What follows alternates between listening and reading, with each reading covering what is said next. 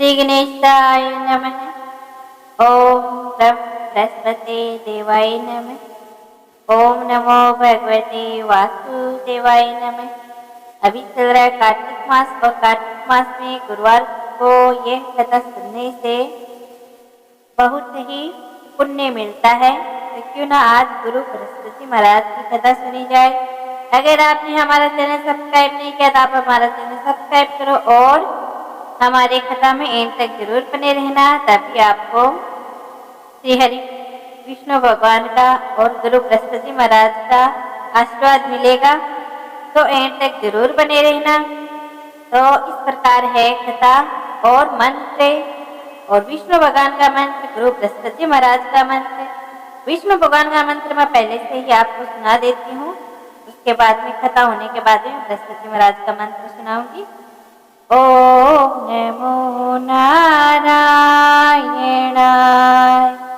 हरि ओम नमो नारायणाय, हरि ओम नमो नारायणाय, हरि ओम नमो नारायणाय, हरि ओम नमो नारायणाय, हरि ओम नमो नारायणाय, हरि ओम नमो नारायणाय, हरि ओम नमो नारायणाय। इस प्रकार है मंत्र। अब सुनाऊंगी कथा। एक ही दिन क्या होता है कि इंद्र क्या है कि बड़े अहंकार से अपने सिंहासन पर बैठे थे। उसी समय ऋषि, गंधर्व, किन्नर आदि सभा में सभी देवता उपस्थित थे। जिस समय बृहस्पति महाराज वहां पर आए, सब उनके सम्मान के लिए वहां खड़े हो गए, लेकिन इंद्र क्या है कि गर्व के मारे खड़ा न हुआ। उस दिन क्या है कि इंद्र के मन में घमंड आ गया था कि गुरुजी के लिए क्या खड़ा होना है। गुरुजी तो रोज आते जाते रहते हैं, मैं तो गुरुजी से बड़ा हूं, ऐसा मन में उसने विचार करके खड़ा न हुआ। फिर क्या होता है कि बृहस्पति महाराज अपना अनादर समझते हुए वहां से चले गए। उतने में इंद्र को बड़ा शौक हुआ। थोड़ी देर बाद उसका हृदय परिवर्तन हुआ और उसको शौक हुआ, मुझे जब गुरु जी के आशीर्वाद से ही प्राप्त हुआ है, मुझसे बड़ी भारी भूल हो गई। अब तो मेरा सब कुछ गुरु जी के हाथ में ही है। उन्हें क्रोध से ये सब, उनके क्रोध से ये सब मेरा जो भी है वो नष्ट हो जाएगा, इसीलिए उनके पास जाकर मुझे क्षमा मांगनी चाहिए, यानी कि मुझे माफी मांगनी चाहिए। बृहस्पति महाराज के बारे में ऐसा सोच कर वह इंद्र बृहस्पति महाराज से मिलने के लिए अपने रथ के ऊपर चढ़कर बृहस्पति महाराज के यहाँ आया और बृहस्पति महाराज ने अपने योग बल से यह जान लिया कि इंद्र क्षमा मांगने के लिए यहाँ आ रहा है। तब क्रोधवश से उससे भेंट करना उचित न समझकर वह अंतर ध्यान हो गए। जब इंद्र ने बृहस्पति को घर पर न देखा, तब निराश होकर लौट आया। जब दैत्यों के राजा वृषवर्मा को यह समाचार विदित हुआ, तो दैत्य के राजा वृषवर्मा को यह समाचार विदित हुआ तो उसने अपने गुरु शुक्राचार्य की आज्ञा से इंद्रपुरी को चारों तरफ से घेर दिया और देवता हारने व मार खाने लगे। उन्होंने देवताओं ने ब्रह्मा जी को विनय पूर्वक सब वरदान सुनाया और कहा कि महाराज, दैत्य से किसी प्रकार हमें बचाइए। तब ब्रह्मा जी कहने लगे कि तुमने बड़ा भारी अपराध किया है, जो अपने गुरुदेव को क्रोधित कर दिया। अब तुम्हारा कल्याण इसी में हो सकता है कि त्वष्टा ब्राह्मण का पुत्र विश्वरूपा बड़ा तपस्वी और ज्ञानी है, उसे अपना पुरोहित बनाओ तो तुम्हारा कल्याण हो सकता है। यह वचन सुनते ही इंद्र त्वष्टा के पास गया और बड़े विनती भाव से कहने लगा, क्या कहा सुनो, कि आप हमारा पुरोहित बनने की कृपा करें जिससे हमारा कल्याण होए। तब दृष्टा ने उत्तर दिया कि पुरोहित बनने से तपोबल घट जाता है, परंतु तुम बहुत विनती करते हो तो इसीलिए मेरा पुत्र विश्वरूपा पुरोहित बनकर तुम्हारी रक्षा करेगा। विश्वरूपा ने पिता की आज्ञा से पुरोहित बनकर ऐसा यत्न किया कि हरि इच्छा से इंद्रवंश वर्मा को युद्ध में जीतकर अपने इंद्रासन पर स्थित हुआ।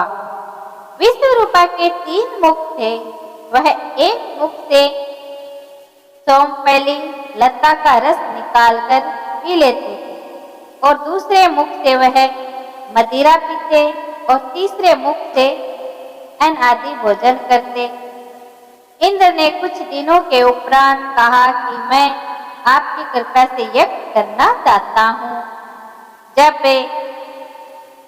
विश्वरूपा की आज्ञा अनुसार यज्ञ आरंभ हो गया, तब एक दैत्य ने विश्वरूपा से कहा कि तुम्हारी माता तो दैत्य की कन्या है, इसी कारण तुम हमारे कल्याण के निमित्त एक आहुति दे दिया करो।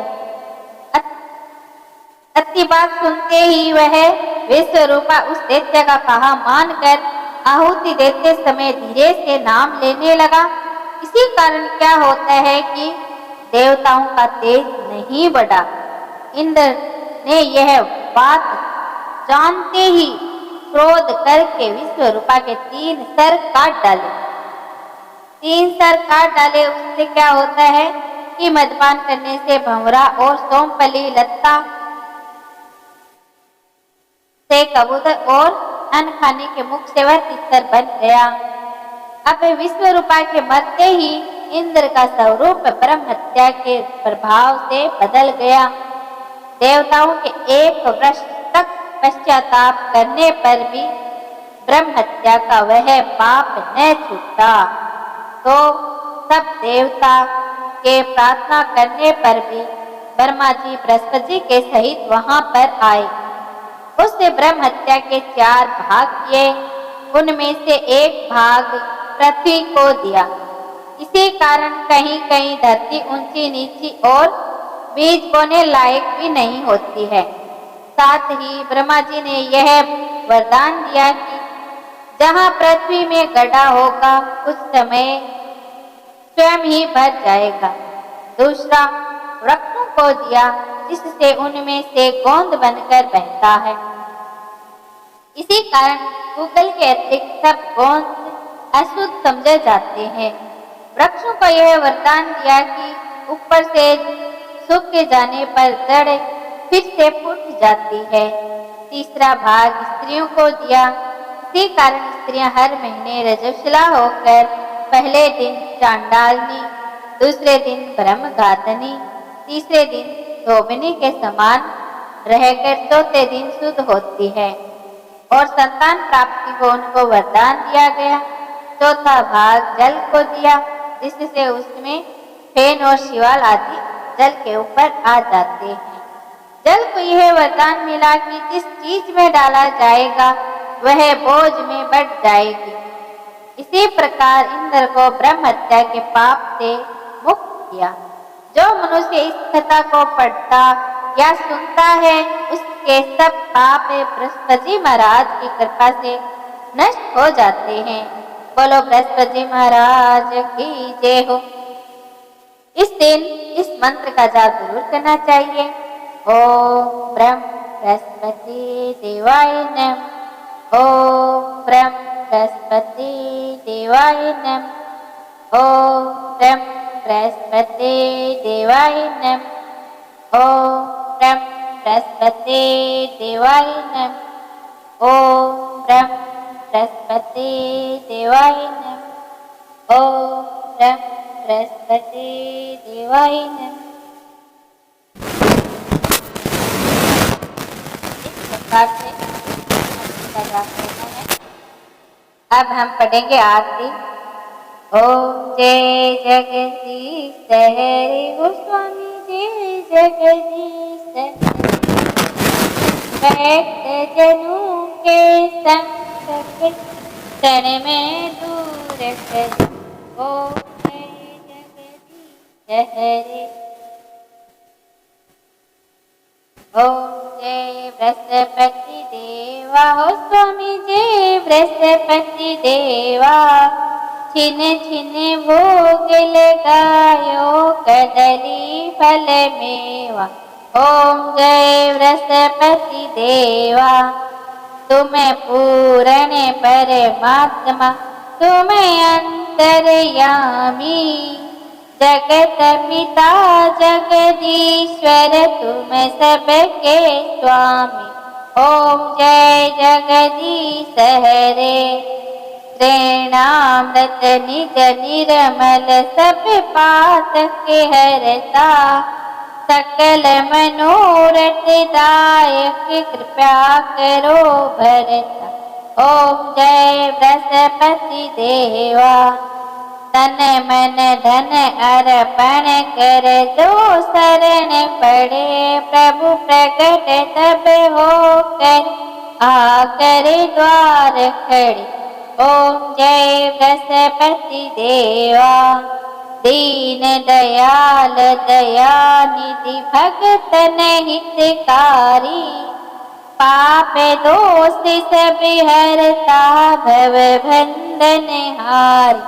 ओम जय बृहस्पति देवा। सकल मनोरथ दायक सब संशय तारो। विषय विकार मिटाओ संतन सुखकारी। ओम जय बृहस्पति देवा। जो कोई आरती तेरी प्रेम सहित गावे। ज्येष्ठानंद बंद सो निश्चय फल पावे। ओम जय बृहस्पति देवा। सभी बोले बृहस्पति महाराज की जय हो। अब आपको अगर ये कथा अच्छी लगी हो तो लाइक शेयर जरूर कीजिए और कमेंट में ओम ब्रह्म बृहस्पति देवाय नमः जरूर लिखना। फिर मिलते हैं अगले वीडियो में, तब तक के लिए बाय बाय।